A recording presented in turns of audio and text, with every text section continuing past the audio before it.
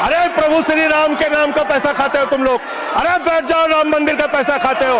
बैठ जाओ, चंदा चोरो, चंदा चोरो, बैठ जाओ। चंदा चोर हो तुम लोग चंदा चोर हो, चंदा चोर हो तुम लोग। संजय सिंह इतना तर्कहीन बात करते हैं, जवाब देने के लिए जगह भी नहीं है। वो पॉइंटलेस बात करता है, बिल से संबंधित नहीं, इधर उधर का बात करता है।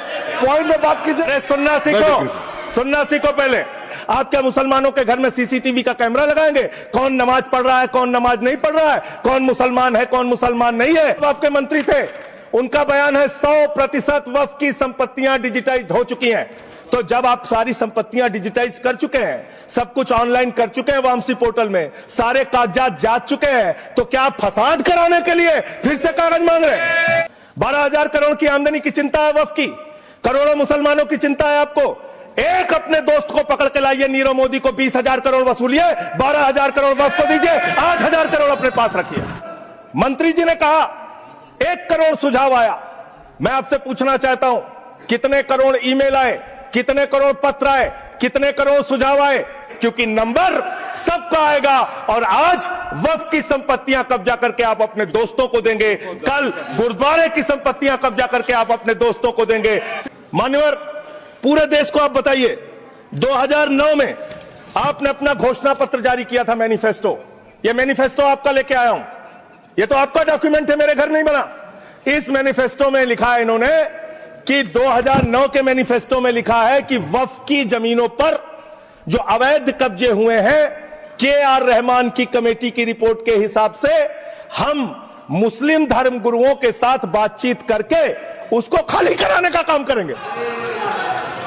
कितना दोहरा चरित्र। मैं जैसे उदय प्रताप जी की चंद पंक्तियों से अपनी बात शुरू करूंगा। न मेरा है न तेरा है, ये हिंदुस्तान सबका है, नहीं समझी गई ये बात तो नुकसान सबका है। न तेरा है न मेरा है, ये हिंदुस्तान सबका है, नहीं समझी गई ये बात तो नुकसान सबका है। जो आकर मिल गई इसमें वो दिखलाई नहीं देती, जो नदियां मिल गई इसमें वो दिखलाई नहीं देती। महासागर बनाने में मगर एहसान सबका है, महासागर बनाने में मगर एहसान सबका है। मान्यवर, हम लोग बचपन से एक शब्द सुनते आए, सरकार माई बाप।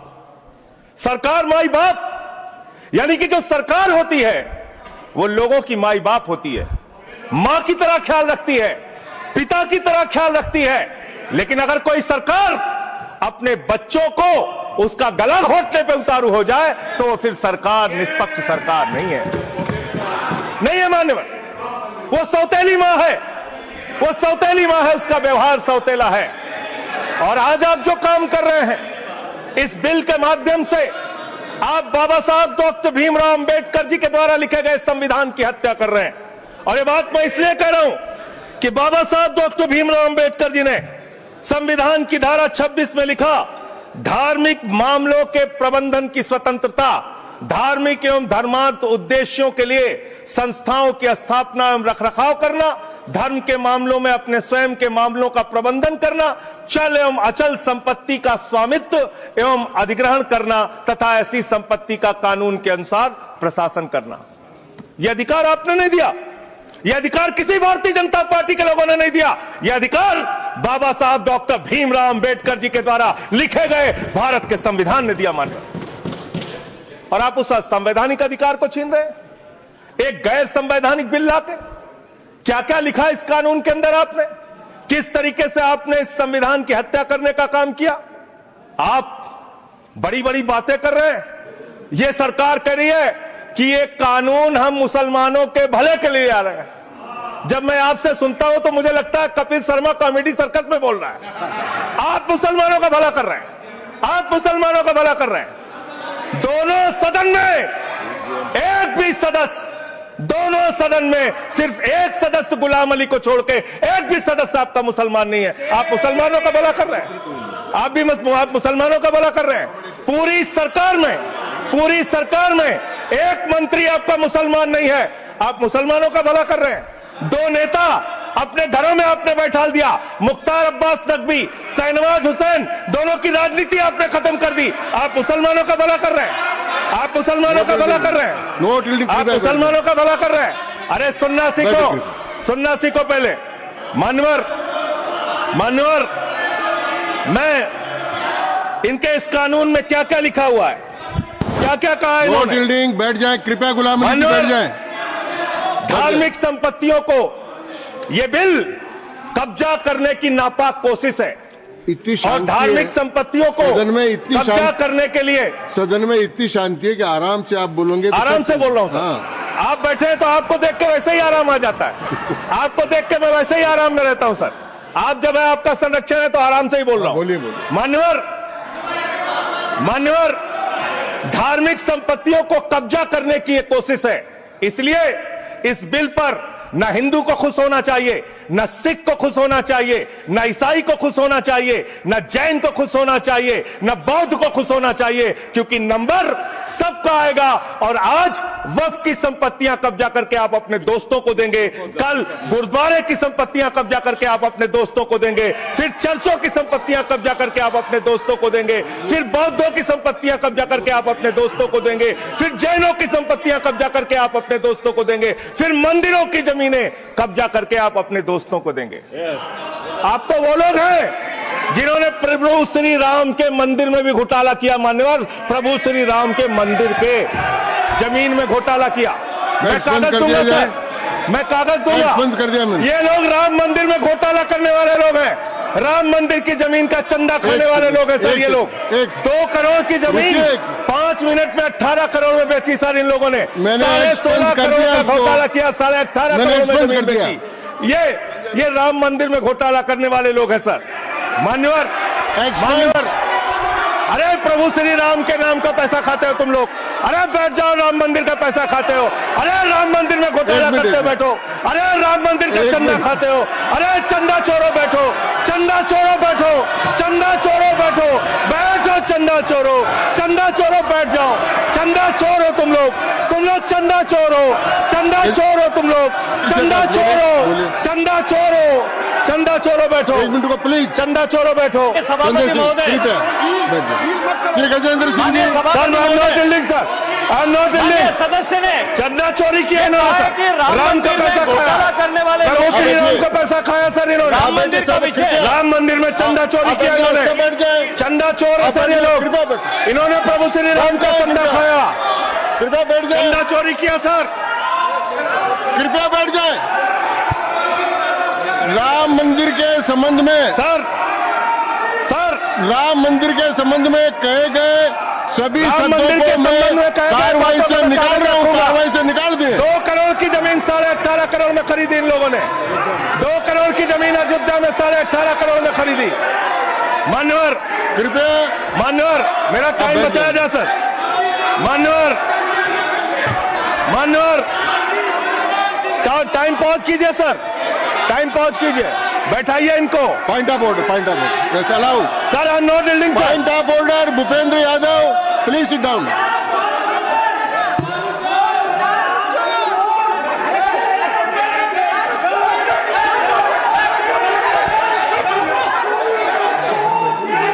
भाई पॉइंट ऑफ ऑर्डर मैंने दिया, आप जाइए स्थान पर, कृपया अपने स्थान पर जाएं। मैंने व्यवस्था का प्रश्न उठाने का मौका दिया भूपेंद्र जी यादव को। आप सब लोग अपने स्थान पर जाएं, कृपया अपने स्थान पर चले जाएं, कृपया अपने स्थान पर जाएं, कृपया बैठे। मैंने भूपेंद्र जी, कृपया बैठ जाए, कृपया।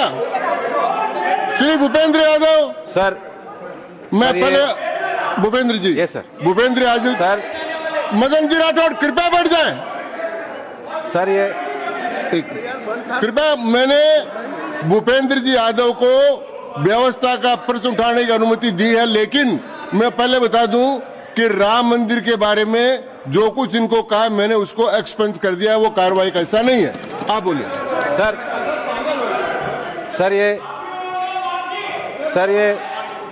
ये सदन का उच्च सदन है। रूल में बता देता हूं, रूल 238 और 240। आप 238 और 240, 238 and 240, you read it. Sir there are 238 कौन से हैं? सर 2 रूल्स है, 238, 240। मेरे को बुक की जरूरत नहीं है। हाउ टू स्पीक ये 238 है। सर 240 बड़ा इंपॉर्टेंट है जी। सर कोई भी सदस्य अगर इररिलेवेंट बोलता है अगर तो ये चेयर की पावर है कि उस सदस्य को रोक सकते हैं। जो विषय डिबेट से जुड़ा हुआ नहीं है, जो विषय सदन से जुड़ा हुआ नहीं है, इररिलेवेंट विषय को आपको रोकने का अधिकार है।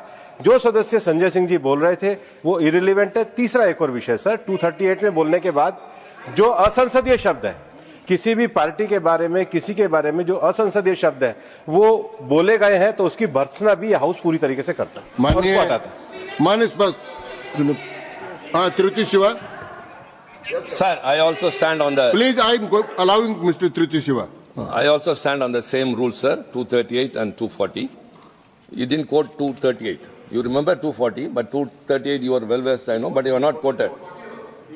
Nothing refer, only the rule number. Yes yes Refer to any matter of fact on which a judicial decision is pending. No. Make a personal charge against a member. No. Please. What is? Please. Kindly listen. Hello, please. I'm on a point of order. I'm on a point of order. I'm on a point of order.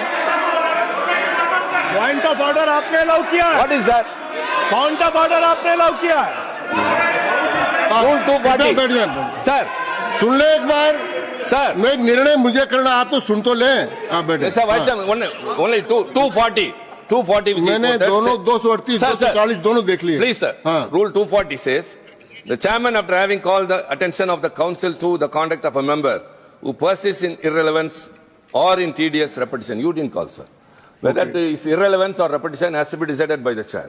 So, the chairman. आप सुनो ना भाई please Hello, please. I am speaking to the chair. Please तो I am speaking to the chair. इधर देखिए ना Sir, it is we leave it to your discretion and Yes. decision, sir. Yes. And not it is repetition or irrelevance can be decided by any other member, sir. Only you, sir. Okay thank you मैंने श्री भूपेंद्र जी यादव ने 240 में ये और है कि अगर कोई दूसरा सदस्य भी किसी सदस्य के इररिलेवेंट डिबेट को सपोर्ट करता है तो उसको भी डिबार करना चाहिए। आपको शिवा को भी करना चाहिए। अब एक सेकंड मैंने मेरी व्यवस्था यह है कि 238 240 के अंतर्गत मैंने ऑलरेडी जो असंसदीय शब्द थे वो और राम मंदिर के बारे में क्योंकि ये विधेयक की परव्यू में नहीं आता है इसलिए मैंने राम मंदिर के बारे में इनके लगाए गए इलेक्शन और असंसदीय शब्दों को कार्रवाई से निकाल दिया। धन्यवाद। मान्यवर आपने कहा कि इससे आप पिछड़े मुसलमानों का भला करने जा रहे हैं। सुनने में बहुत अच्छा लगता है कि आप पिछड़े मुसलमानों का भला करने जा रहे हैं। आपने इसमें कहा कि आप महिलाओं का भला करने जा रहे हैं। सुनने में बहुत अच्छा लगता है कि आप महिलाओं का भला करने जा रहे हैं, लेकिन ये सरकार और यहां पे इस समय मंत्री जी नहीं है, मैं उनसे पूछना चाहता हूं आप देश को और सदन को गलत जानकारी क्यों दे रहे हैं? मानवर 2013 के वक्फ बिल में जो भारतीय जनता पार्टी की सहमति और सहयोग से पास हुआ उसमें भी महिलाओं के लिए आरक्षण था। मना कर दीजिए कि नहीं था? मना करिए कि हम गलत बोल रहे हैं। मानवर मंत्री जी ने कहा 1 करोड़ सुझाव आया। मैं आपसे पूछना चाहता हूं कितने करोड़ ईमेल आए, कितने करोड़ पत्र आए, कितने करोड़ सुझाव आए? पूरे देश को जानकारी दीजिए और मैं आपको दावे के साथ कह सकता हूं जब पूरा सच सामने आएगा तो देश को पता चलेगा कितने लोग इस बिल के विरोध में थे, कितने लोग इस बिल के समर्थन में थे। मैं जेपीसी का सदस्य था मानवर, मैं कह रहा हूं आपसे लाइए। और आप पिछड़े मुसलमानों का भला करना चाहते हैं? मैं आपसे हाथ जोड़कर निवेदन करता हूं, विनती करता हूं, और हमारे जो मित्र उधर भी हैं, अगर आप मेरी बात से सहमत है तो समर्थन करना। समाज में छुआछूत को, बीमारी को मिटाने के लिए चलिए उठाते हैं कदम और अगले सत्र में एक बिल लेके आइए। जितने भी हिंदुओं की कमेटियां हैं, ट्रस्ट है, बोर्ड है, उन सारे ट्रस्ट और कमेटियों में 80% आरक्षण दलित, आदिवासी और पिछड़े हिंदुओं को दीजिए।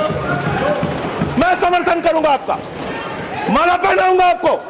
आप पिछड़ों का भला करने की बात करते हैं, आप दलितों का भला करने की बात करते हैं। आपकी मातृ संस्था आरएसएस 100 साल तक आपने एक भी दलित, पिछड़ा और आदिवासी, एक भी महिला को आज तक आरएसएस का प्रमुख नहीं बनाया। आप दलितों और पिछड़ों और आदिवासियों की आरएसएस के बारे में भला कई करने इनकी की बात बात को करते एक्सप्लेन कर हैं। दी। मान्यवर इस बिल में क्या लिखा है? आप जो भी बातें इस विधेयक के अलावा बोलेंगे उन सबको मैं एक्सप्लेन सर ये करूंगा। क्या उस पर सत्य नहीं है?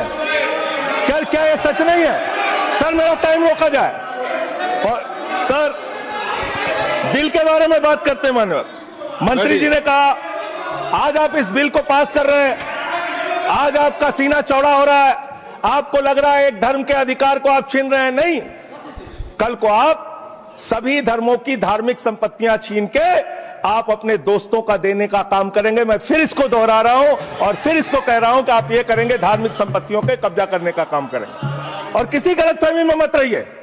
आपको लोकसभा के चुनाव में मात्र 36% वोट मिला है। इस देश की 64% आबादी आज भी आपके खिलाफ है, आज भी आपके खिलाफ खड़ी है। किसी गलतफहमी में मत रहिए। बड़ी बड़ी सत्ता उखड़ गई और चली गई।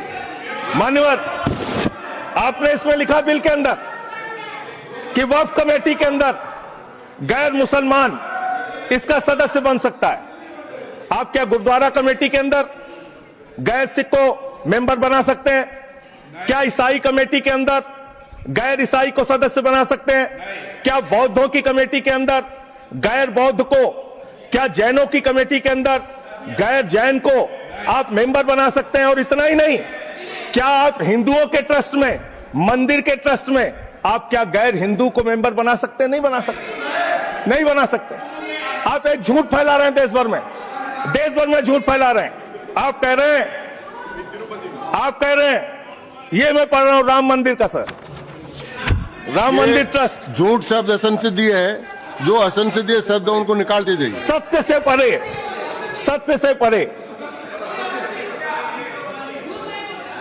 सर ये प्रभु श्री राम के मंदिर का ट्रस्ट, मैं इसका समर्थन करता हूं। नहीं, आप सर मैं इसका समर्थन कर रहा हूं। ये सब्जेक्ट नहीं है सर, समर्थन कर रहा हूं। सुन तो लीजिए, आप कहे से नहीं सुनूंगा। डिस्ट्रिक्ट मजिस्ट्रेट प्रोसीडिंग में नहीं आएगा। सर मेरी बात तो बिल्कुल नहीं आएगा। सर मेरी बात सुन लीजिए। घनश्याम जी प्लीज, चेयरमैन साहब, district magistrate of Ayodhya will be ex officio trustee who will be a practising Hindu. If the DM is not Hindu, then additional district magistrate will be an ex officio member of the trust. हम इसका समर्थन करते हैं sir.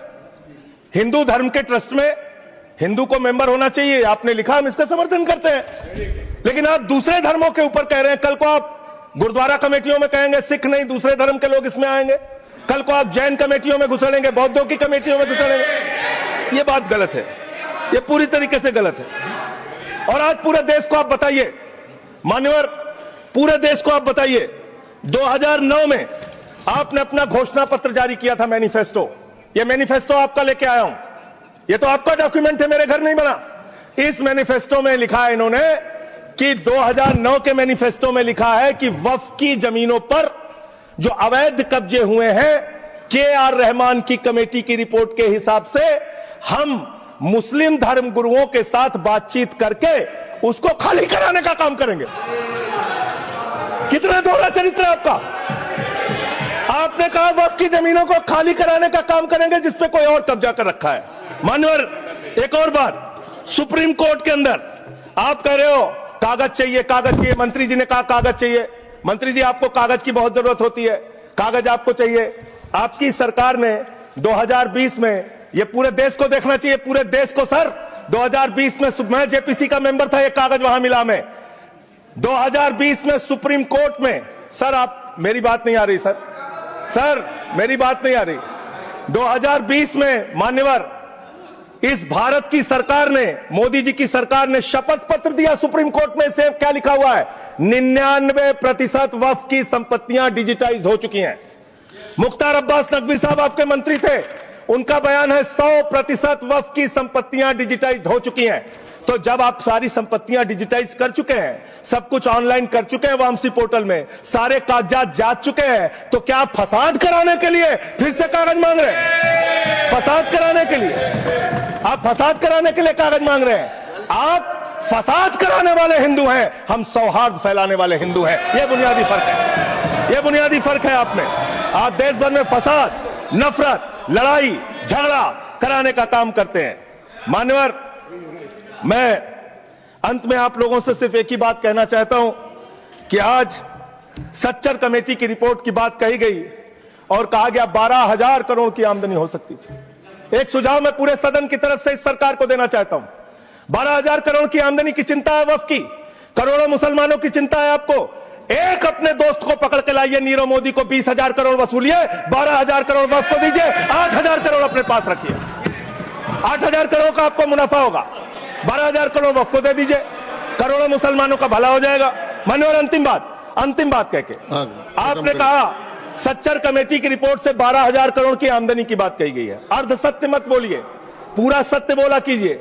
सुविधाजनक सत्य मत बोलिए, पूरा सच बोला कीजिए। मंत्री जी, इसमें लिखा हुआ है सच्चर कमेटी की रिपोर्ट में कि भारत की सरकार ने, राज्यों की सरकार ने अलग अलग राज्यों में अलग अलग जगहों पे 365 वक्फ की संपत्तियां कब्जा कर रखी हैं।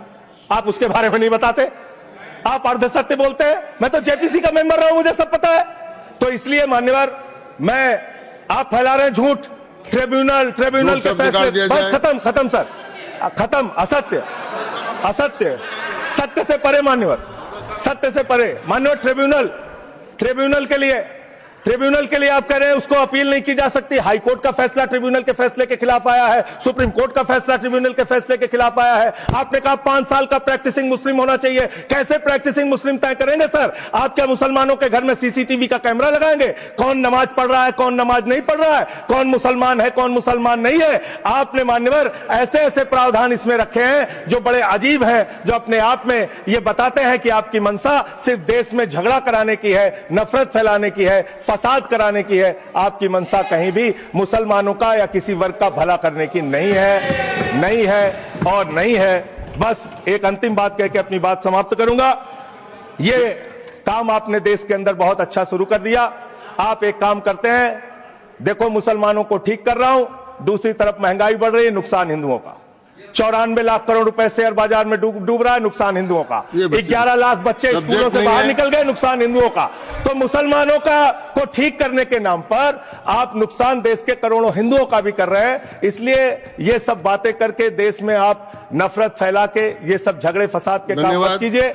और अंत में आपसे एक ही बात कहना चाहता हूं, अभी भी वो मौका है इस बिल को, जो गैर संवैधानिक है, जो बाबा साहब के संविधान के खिलाफ है, इसको वापस लीजिए। धन्यवाद।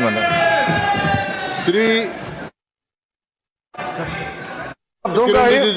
संजय सिंह जी को मैं जवाब देना चाहता हूं, सबका जवाब देंगे, लेकिन समस्या ये है, माननीय मंत्री जी को हस्तक्षेप करने का अधिकार है। जब मैं when I reply to everybody, please. मैं सबको जवाब दूंगा। मैं सिर्फ इतना ही कह रहा हूं कि संजय सिंह इतना तर्कहीन बात करते हैं, जवाब देने के लिए जगह भी नहीं है। वो पॉइंटलेस बात करता है, बिल से संबंधित नहीं, इधर उधर का बात करता है। पॉइंट में बात कीजिए, मैं जवाब दूंगा बाद में। खबरों में बने रहने के लिए फोरम 4 को सब्सक्राइब करें और नोटिफिकेशन पाने के लिए बेल आइकन दबाएं।